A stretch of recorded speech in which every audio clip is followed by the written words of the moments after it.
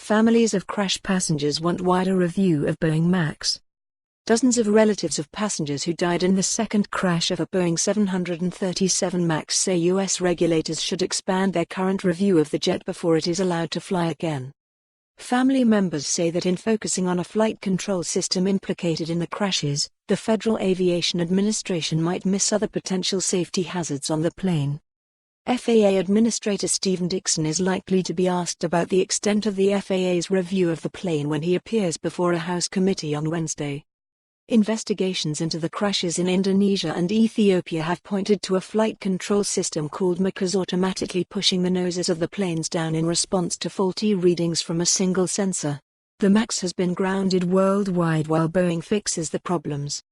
The FAA is reviewing changes that Boeing is making to MCAS and a separate issue around flight control computers, but some relatives of the passengers want a nose-to-tail review of every critical system on the plane. "That's a tombstone mentality to focus only on MCAS," said Nadia Milarone, whose daughter died in the March 10 crash of an Ethiopian Airlines Max. "You don't just wait until people die to address other systems."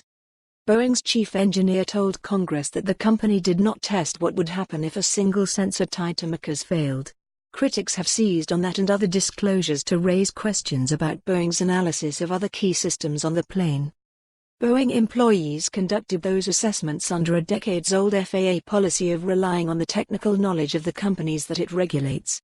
FAA inspectors are supposed to oversee the work of those company employees, but published reports suggest that the agency knew little about MCAS when it certified the Max. Lawmakers have suggested at previous hearings that Boeing downplayed the seriousness of an MCAS failure, possibly to avoid deeper scrutiny of the system by the FAA. Dickson, a former Delta Airlines pilot and executive, will be testifying about the Max for the first time since he became FAA Administrator in August when he testifies before the House Transportation Committee on Wednesday. Last month, Committee Chairman Peter DeFazio, Dior, and another lawmaker asked Dickson in a letter why FAA managers seem to favor Boeing and overrule FAA experts in two other cases. One involved the placement of rudder cables on the Max that, in the view of FAA engineers, could make them vulnerable to being severed if an engine blew apart in flight.